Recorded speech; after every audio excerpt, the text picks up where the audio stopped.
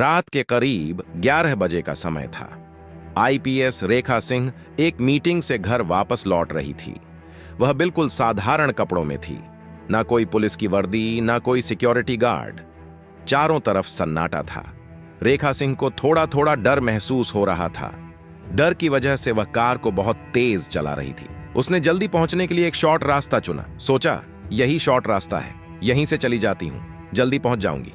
यह एक सुनसान जगह से गुजरने वाली कच्ची और खराब सड़क थी। तभी अचानक कार बंद हो गई। रेखा सिंह ने झट से गाड़ी स्टार्ट करने की कोशिश की, मगर कोई फायदा नहीं हुआ। गाड़ी खराब हो चुकी थी और चालू होने का नाम नहीं ले रही थी। वह गाड़ी से उतरी और इधर उधर देखने लगी कि आखिर हुआ क्या है। तभी उन्हें लगा कि शायद इंजन में कोई प्रॉब्लम आ गई है, इसी वजह से गाड़ी स्टार्ट नहीं हो रही थी। लाख कोशिशों के बावजूद जब गाड़ी चालू नहीं हुई तो उन्होंने सोचा कि अपने पिता को कॉल करती हूं। उन्होंने तुरंत मोबाइल निकाला, लेकिन जैसे ही कॉल करने की कोशिश की तो देखा कि नेटवर्क ही नहीं है। ये देखकर वह बहुत ज्यादा घबरा गई। अब मैं क्या करूं? ना तो गाड़ी स्टार्ट हो रही है और ना ही यहां नेटवर्क है। किसी से संपर्क भी नहीं कर सकती। अब घर कैसे जाऊं? मगर उन्होंने हिम्मत नहीं हारी। सोचा, घर ज्यादा दूर नहीं है, मुझे जैसे तैसे करके यहां से जाना ही होगा। यह सोचकर रेखा सिन्हा हाईवे की तरफ चलने लगी कि शायद कोई दिख जाए। जैसे ही वह हाईवे पर पहुंची, उन्हें थोड़ी दूर गाड़ियों की लाइट दिखाई दी। वह थोड़ी खुश हुई कि चलो, कोई तो मिला। वह धीरे धीरे उसी दिशा में बढ़ने लगी। जब वह गाड़ियों के पास पहुंची तो देखा कि वहां एक इंस्पेक्टर के साथ 2-3 हवलदार खड़े हैं। यह इंस्पेक्टर विक्रम राणा था, जिसका ट्रैक रिकॉर्ड बहुत खराब था। उस पर कई रेप केस और कई मुकदमे दर्ज थे, लेकिन उनके ससुर एक बड़े जज होने के कारण यह अब तक बचता आ रहा था। रेखा सिंह को आते देख इंस्पेक्टर विक्रम राणा ने पूछा, हाँ जी मैडम, कहां से आ रही हो? रेखा सिंह को जैसे कोई सहारा मिल गया। उसने कहा, सर, वो मैं ड्यूटी के बाद घर वापस लौट रही थी। पीछे की कच्ची सड़क पर मेरी गाड़ी खराब हो गई थी, तो इसलिए पैदल ही निकल आई। इंस्पेक्टर विक्रम ने रोब से कहा, वह कौन सी ड्यूटी है जो रात में होती है? बताओ, कहां मुंह काला करवा के आ रही है? यह सुनकर रेखा सिंह गुस्से से कांप उठी। वह सख्त लहजे में बोली, सर, यह आप किस तरीके से बात कर रहे हैं? काम थोड़ा ज्यादा था तो इसलिए आज लेट हो गई थी बस। इंस्पेक्टर विक्रम राणा हंसते हुए बोले, कौन सा काम करती हो? कोई ऐसा वैसा काम तो नहीं करती? यह सुनकर बाकी के हवलदार भी हंसने लगे। यह सुनकर आईपीएस रेखा सिंह को गुस्सा तो बहुत आया, पर उसने अपने आप को शांत रखा। वह देखना चाहती थी कि पुलिस की वर्दी में छुपे यह लोग किस हद तक गिर चुके हैं। इंस्पेक्टर विक्रम राणा गुस्से से बोला, हे छोकरी, सही सही बता दे, कहां से आ रही है, वरना तुझे हवालात में ठूंस दूंगा और तेरे साथ वह करूंगा कि तू किसी को मुंह दिखाने के काबिल नहीं रहेगी। आईपीएस रेखा गंभीरता से बोली, देखो, तुम अपनी जुबान संभाल के बात करो। मानती हूं कि तुम इंस्पेक्टर हो, पर तुम्हें यह हक किसने दिया कि तुम किसी की सहायता करने के बजाय उसे यूं तंग करो? इंस्पेक्टर विक्रम ने उसका हाथ पकड़ लिया और गुर्रा कर बोला, अब तू 2 टके की छोकरी मुझे सिखाएगी कि क्या करना है और क्या नहीं? खबरदार, जो हमें ज्यादा ज्ञान देने की जरूरत की तो। आईपीएस रेखा की आंखों में गुस्सा साफ झलक रहा था। उसने कठोरता से जवाब दिया, मैं सही कह रही हूं इंस्पेक्टर, तुम लोग अपनी ड्यूटी सही से करो। तुम किसी को यूं तंग क्यों कर रहे हो? विक्रम राणा बोला, तू आखिर है कौन जो मुंह इंस्पेक्टर के सामने जुबान चला रही है? इंस्पेक्टर ने अपने हवलदारों को पकड़ो, इसे जीप में डाल दो और हवालात में ठूंस दो। 2 हवलदार आगे बढ़े और रेखा सिंह को पकड़ने लगे। रेखा सिंह सख्त लहजे में बोली, देखो, तुम ये ठीक नहीं कर रहे हो, अभी भी समझ जाओ, वरना तुम्हारा वो हाल होगा जो तुमने कभी सोचा भी नहीं होगा। इंस्पेक्टर विक्रम अपनी क्रूर मुस्कान के साथ बोला, किससे जाकर शिकायत करेगी तू? उल्टा तुझे ही अंदर कर देंगे। ज्यादा नेतागिरी मत कर और चुपचाप जीप में बैठ जा। इंस्पेक्टर विक्रम राणा ने रेखा का हाथ कसकर पकड़ लिया और जबरदस्त जीप में बिठाने लगा। रेखा की आंखें अब गुस्से से लाल हो चुकी थीं। वह धमकी मरती हुई बोली, देखो, तुम सब मेरे साथ ये ठीक नहीं कर रहे हो।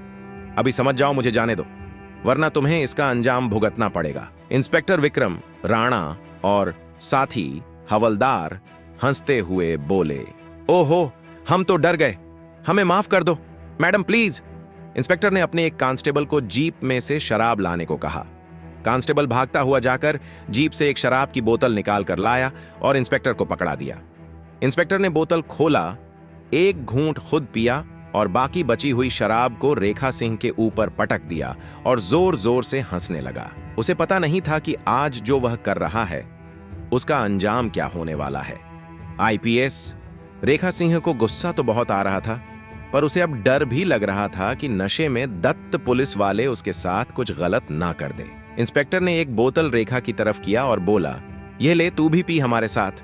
रेखा मना करती हुई बोली, नहीं, मैं नहीं पीती। इंस्पेक्टर डराते हुए बोला, वरना तेरे साथ वह करेंगे कि तू किसी को मुंह दिखाने के काबिल नहीं रहेगी। यह सुनकर बाकी के पुलिस वाले भी जोर जोर से हंसने लगे।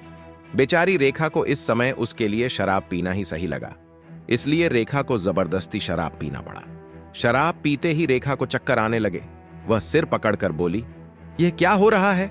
रेखा सिंह सड़क पर लेट गई। उसे होश नहीं था कि क्या हो रहा है।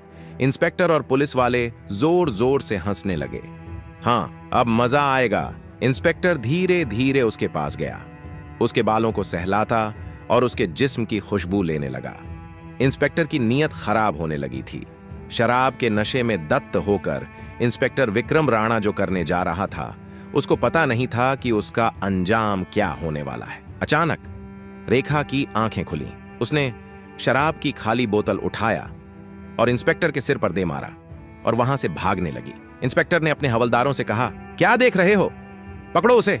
इंस्पेक्टर ने रेखा सिंह को पढ़कर गुस्से से बोला, तूने मेरे साथ खेलने की कोशिश की है, अब तेरी सजा और भी बढ़ गई है।